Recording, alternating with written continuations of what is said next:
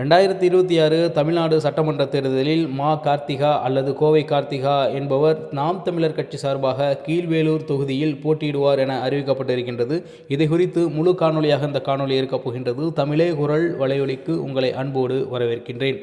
மா. கார்த்திகா மற்றும் தொகுதி குறித்த முக்கிய விவரங்கள் என்ன என்பது குறித்து பார்ப்போம். பின்னணி: மா. கார்த்திகா கடந்த 2024 மக்களவைத் தேர்தலில் நாகப்பட்டினம் தொகுதியில் நாம் தமிழர் கட்சி சார்பாக போட்டியிட்டு கிட்டத்தட்ட 1.3 லட்ச வாக்குகளுக்கு மேல் பெற்று கவனம் ஈர்த்தவர் என்பது நாம் அறிந்த ஒரு பெரும் உண்மை.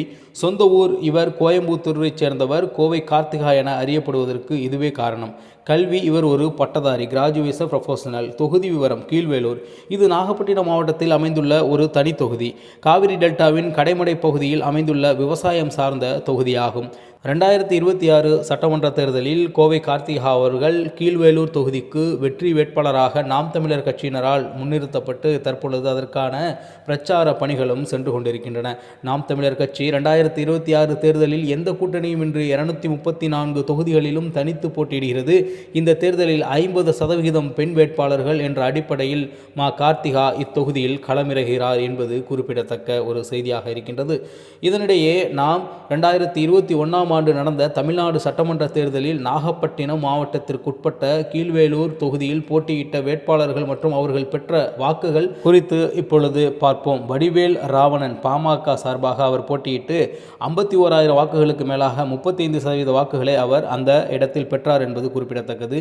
நாகை மாலி இவர்தான் வெற்றி பெற்றார். 2021 அன்று சிபிஎம் கட்சியை சார்ந்தவர் 67,988 வாக்குகள் பெற்று 47% வாக்குகளை பெற்று அங்கே வென்றார் என்பது குறிப்பிடத்தக்கது. இதுவெல்லாம் இருக்கட்டும், நம்ம நாம் தமிழர் கட்சி சார்பாக யார் போட்டியிட்டார் என்றால் பொன் இளவழகி என்ற நபர் தான் அங்கே நாம் தமிழர் கட்சி சார்பாக போட்டியிட்டார். இவர் கிட்டத்தட்ட 15,173 வாக்குகள் பெற்றார். உங்களுக்கு ஒன்று தெரியுமா? இந்த 15,173 வாக்குகள் என்பது அந்த தொகுதியில் இருக்கக்கூடிய 10% மேலாக, இன்னும் சொல்ல போனால் 10%.62 என்ற அடிப்படையில் இவர் வாக்குகளை பெற்றிருக்கின்றார். மேலும் இதற்கு பிறகு மக்கள் நீதி மையம் 2,906 வாக்குகள் பெற்றிருக்கின்றன. மேலும் அமமுக 2,503 வாக்குகள் பெற்றிருந்தது என்பது குறிப்பிடத்தக்கது. உங்களுக்கு ஒரு விடயத்தை நினைவூட்ட விரும்புகின்றேன். இந்த தேர்தலில் மிகச்சரியாக சொல்லப்போனால் நாம் தமிழர் கட்சியும் திமுகவும் அதிமுகவும் ஒருவேளை தாவேகாவும் மட்டும்தான் போட்டியிடப் போகின்றது என்பது குறிப்பிடத்தக்கது. இதற்கு முன்பு போட்டியிட்ட மக்கள் நீதி மையமோ அமமுகவோ தற்பொழுது களத்தில் இல்லை என்பது மிக முக்கியமான செய்தி. இது பிற கட்சிகளுடன் இணைந்து விட்டார்கள். எனவே மாற்றத்தை விரும்பக்கூடிய மக்கள் நேரடியாக தேர்ந்தெடுக்கக்கூடிய ஒரு சின்னமாகவும் ஒரு கட்சியாகவும் நாம் தமிழர் கட்சி எப்பொழுதுமே இருக்கப் போகின்றது.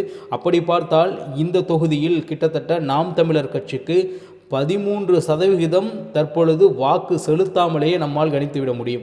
இது இல்லாமல் இன்னமும் 25% அல்லது 23% வரை வாக்குகள் கிடைக்கும் என்று நம்மால் யூகிக்க முடிகின்றது.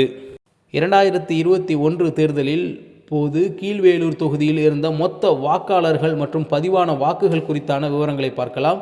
மொத்த வாக்காளர்கள் 1,78,686. ஆண் வாக்காளர்கள் 87,310. பெண் வாக்காளர்கள் 91,373.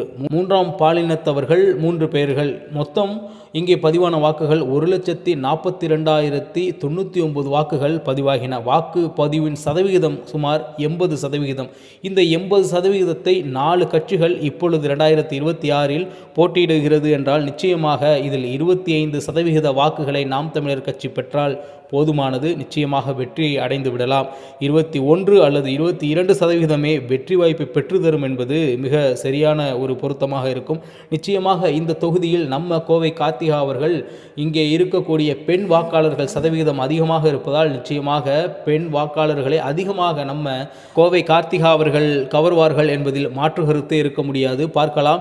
இந்த தகவல் 2021 சட்டமன்ற தேர்தல் தரவுகள் அடிப்படையில் வழங்கப்பட்டுள்ளன. வரும் 2026 தேர்தலில் இதே தொகுதியில் நாம் தமிழர் கட்சி சார்பாக மா. கார்த்திகா போட்டியிடுகிறார். நிச்சயமாக இது மாபெரும் வெற்றியை நாம் தமிழர் கட்சிக்கு கீழ்வேளூர் தொகுதி பெற்றுத்தரும் என்பதில் மாற்று கருத்தே இருக்க முடியாது. அறியப்பட்ட முகம், நிச்சயமாக மக்கள் விரும்பக்கூடிய முகமாக நம்ம கோவை கார்த்திகா சகோதரி அவர்கள் இருக்கின்றார். 2026 தேர்தல் நாம் தமிழர் கட்சிக்கு சாதகமாக அமையும் என்பதில் மாற்று கருத்தே இருக்க முடியாது. நன்றி, வணக்கம். நாம் தமிழர்.